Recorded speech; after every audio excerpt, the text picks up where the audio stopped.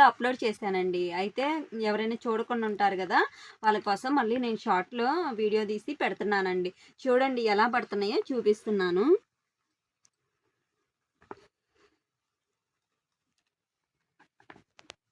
Maroon మీద అయితే యెల్లోగా అనిపిస్తుంది కదా ఫ్రెండ్స్, అందుకని చూపించేశాను.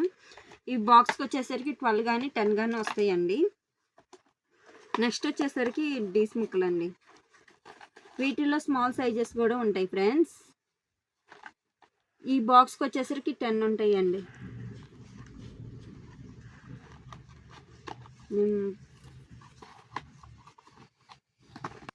నెక్స్ట్ వచ్చేసరికి మైనం బీస్ ముక్కలండి. చూడండి ఇప్పుడు ఇవి కూడా ఎలా పడతాయో చూపిస్తాను. చాలా బాగా పడుతున్నాయి.